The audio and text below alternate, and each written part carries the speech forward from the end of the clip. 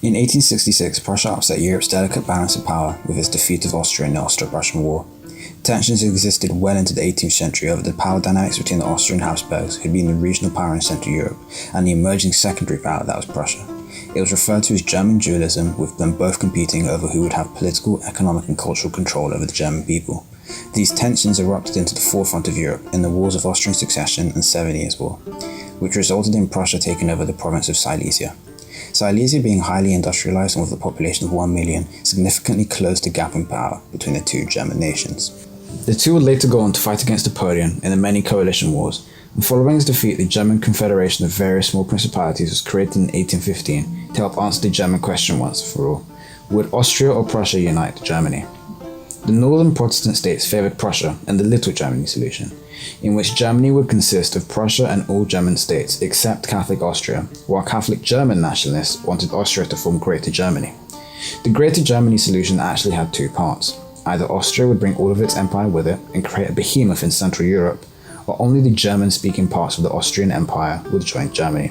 It's important to note that the Austrian political establishment did not want any part in creating Germany because of its fear that German nationalism would cause nationalist movements among its ethnic minorities in its empire, the Hungarians, Czechs, Slavs, Italians, Poles, Romanians and Slovaks, to fight for independence. Therefore, Austria was happy with the status quo in Germany of the principalities remaining divided. However, as Prussia's ambitions grew, with them gaining more and more political and economic power over these small states, Austria began to fear that Prussia would unite Germany. After war broke out over the status of the German population in the Danish-controlled provinces of Schleswig and Holstein, with Austria and Prussia defeating Denmark, tensions reached a boiling point between them. The new Prime Minister of Prussia, Otto von Bismarck, had wanted war with Austria to finally confirm Prussia's dominance and used the tension of who would control the two new provinces to start a war amongst the German states.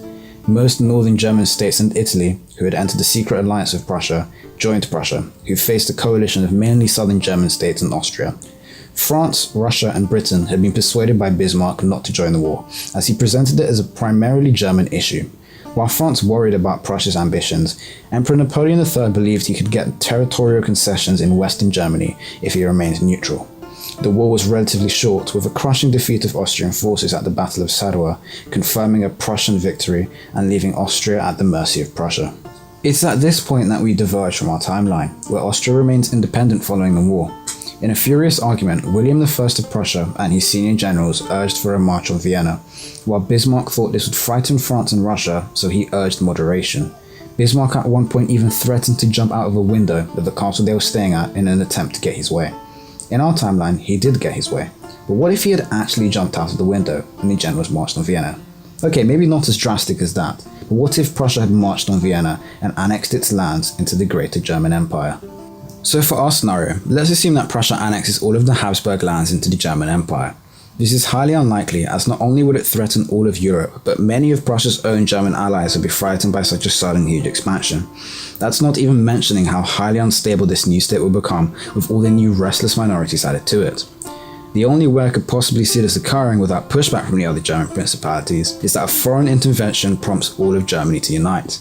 In our timeline, Russia called for a conference to decide what to do with Germany in August 1866, but France was uninterested and Britain opposed it. However, in this timeline, the conference would have definitely met to discuss Prussia's new power. The British supported the creation of a buffer state against France or Russia, but even so would have felt threatened by the sudden emergence of this Greater Germany.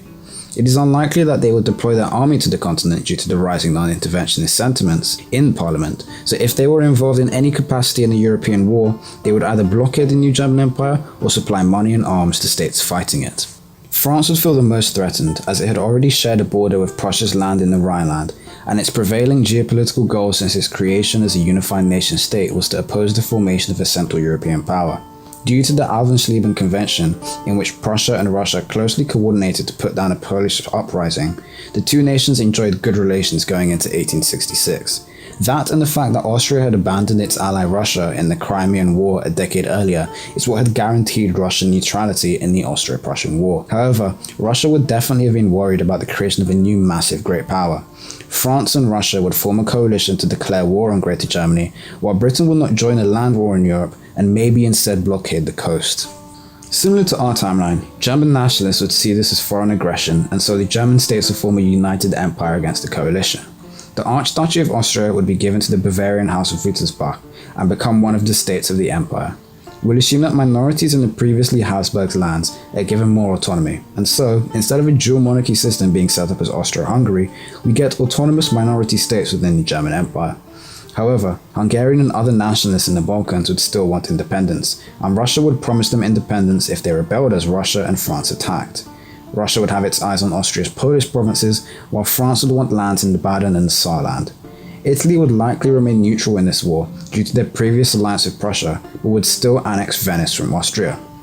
Assuming this war occurs soon after Austria is annexed, the Germans would have all of their armies mobilized, while the French and Russians would have to mobilize theirs. In total, about 800,000 Germans and Austrians would face 500,000 Frenchmen and 600,000 Russians.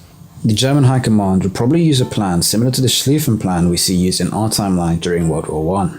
The LDC and Russia would take a long time to mobilize, and so focused their initial attacks on knocking France out of the war as early as possible. In the time it took Russia to mobilize, the war with France would have gone similarly to how it went in our timeline, with 400,000 Germans rushing across the border and taking out about 100,000 Frenchmen before they had time to fully mobilize.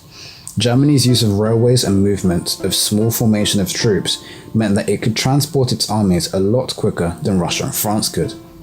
In the time it took Russia to mobilize, Hungarians, Slavs and other nationalities would have started insurrections.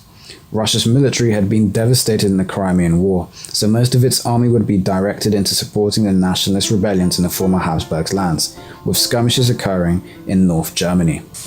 Due to France and Russia being on opposing sides during the Crimean War, they would not coordinate cohesively against Germany. Despite being slightly outnumbered, early victories and rapid movement would mean French armies would be hit hard by Germany. France is at the same position technologically and tactically in this timeline as it is in our timeline, so we can assume the war against France goes the same way here too. It is humiliated in a 2-month campaign, maybe longer in this new timeline considering Germany is fighting on 2 fronts, and sues for peace in September after Emperor Napoleon III is captured at the Battle of Sedan. The Germans would then go on to siege Paris, with large detachments now being sent to the east to deal with Russia. Meanwhile in the east, Germany would be fending off Russian attacks all along the new 900-kilometer long border they shared. As most of the Austrian Empire had not been industrialized, any major German operations would be carried out in Prussian North Germany using pre-existing railways. Again, superior German tactics and technology, coupled with veterans coming from battles in France and Austria, would push back Russian forces from Hungary before launching its own invasion along the Baltic coastline.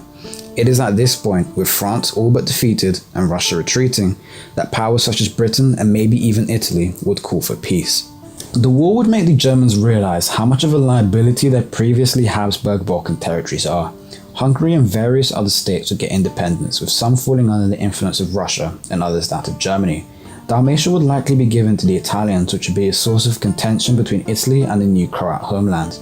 Due to France backing Italy during its unification, the two would likely form an alliance in the future against Russia, who would exert their influence over Hungary and Serbia. Same as in our timeline, Germany would demand Alsace-Lorraine from France, but not make any territorial concessions against Russia. In fact, it is more likely that coming out of this conflict, Germany would align with Russia and Hungary against France. Anti-German sentiments in France would be at the same levels after the war as it was in our timeline, and a new system of alliances would be the setup for World War I in this alternate timeline. Britain would likely side with France as it was already embroiled in the great game of Russia in Asia and would likely get involved in an arms race with Germany in the future. What this alternate timeline does is everything Bismarck tried to avoid in our timeline.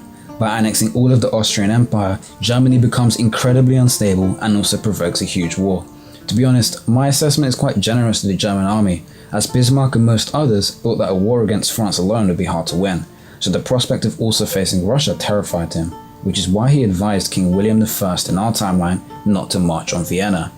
However, with the hindsight we have, knowing how the war went in France and how similar a situation Russia's army and industry was, we can see that Germany would have fared better in a two-front war than expected. What is most interesting to think about now is how World War I would have turned out, given that Germany and Russia would be allied against France and Britain. With French interests in the Balkans in the form of Italian Dalmatia, World War I would most likely have erupted over Russia's continued incursions into the Ottoman Empire's European territories. We would see an alliance of Britain, France, Italy and the Ottomans forming against Germany, Russia and Hungary, with America joining the French alliance later into the war, same as in our timeline.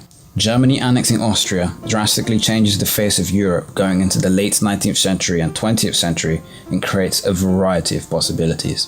Thank you for watching the first video on this channel, and make sure to comment any other possibilities you want me to explore in the future.